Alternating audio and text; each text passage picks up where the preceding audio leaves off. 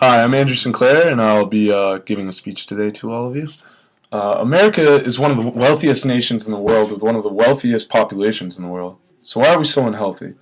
Two-thirds of American adults are overweight and obese, and 35% of those 66% are obese. Has our wealth made us lazy, or is it poor eating habits? Either way, obesity is a serious problem and a dangerous threat to Americans, and the problem must be solved quickly before future generations adopt our terrible habits. In this speech, I am persuading the audience to take steps in preventing themselves from being another obese American. In this speech, I'm going to address the problems Americans have with obesity and what caused us to allow the problem to get so bad, and a couple ways to start shedding fat and keeping it off. I first wanted to discuss the problem of obesity in America. Obesity is a condition where too much obesity is a condition where too much excess fat is carried on the body. If your weight is 20% over what is considered an ideal healthy weight for your frame and height, you may be considered obese. More than one-third of U.S. adults, or roughly 35.7%, are obese according to the Center of Disease Control and Prevention, or the CDC, and that was in a study from 2009 to 2010. Obesity-related conditions include heart disease, stroke, type 2 diabetes, and certain types of cancer, which are some of the leading causes of preventable death in America. The future, or our children, have concerning obesity levels as well. Approximately 17%, or 12.5 million, of American children and adolescents, which is age 2 to 19 years of age, are obese according to the CDC. Since 1980, obesity prevalence among children and adolescents has almost tripled. Now that we've discussed the issue of obesity in America, let us now focus on the leading causes of the problem. There are three main causes of obesity in America: genetics, poor diet, and sedentary lifestyle. For genetics, genes can directly cause obesity and disorders such as Bardet-Biedl syndrome or Prader-Willi syndrome. It can also affect your metabolism rate. Say you have a slow metabolism, it is easier for you to put on weight and more difficult to keep it off. Your genetics could also dictate where your body fat is stored and how much gets stored or used. Second, poor diet.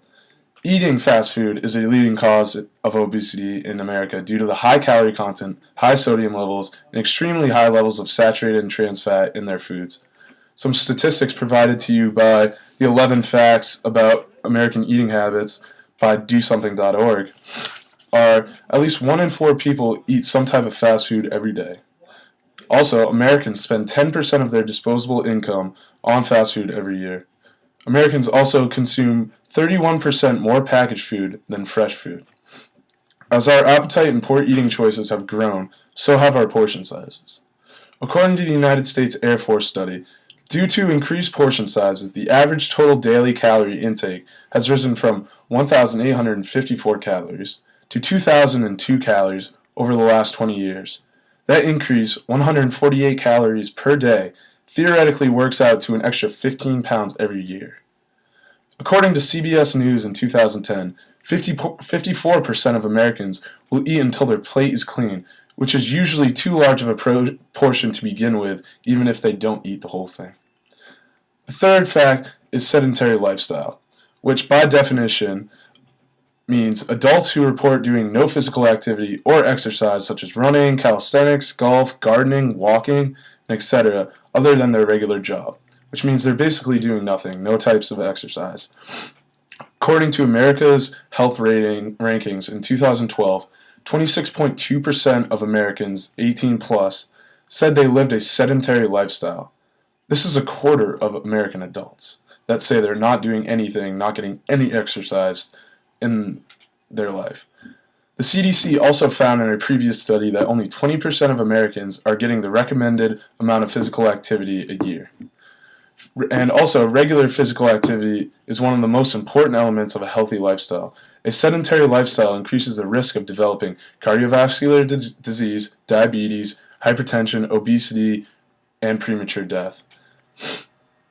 Alright, now that we know how out of control Americans' weights are and what causes it, how can we solve this problem? This brings me to my last point, which focuses on how to prevent obesity with proper nutrition and physical activity. The best way to fight off fat is to engage in more physical activity. Exercise 30 to 90 minutes a day consecutively is the most effective way to fight obesity. But there's nothing wrong with splitting that up throughout the day, as long as you get your 30 to 90 minutes throughout the day.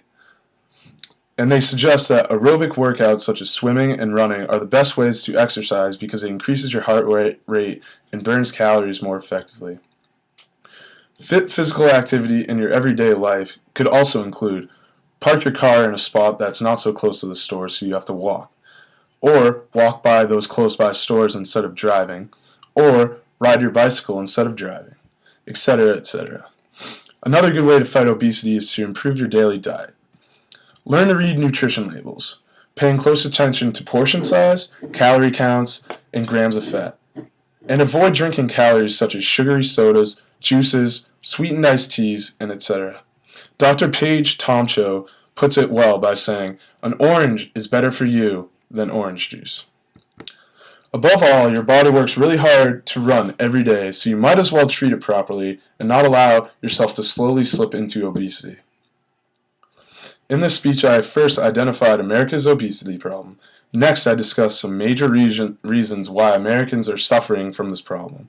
And lastly, I explained to you how you can use physical activity and proper dieting to fight off obesity and pave the way to a healthier lifestyle. Thank you very much, and have a nice day.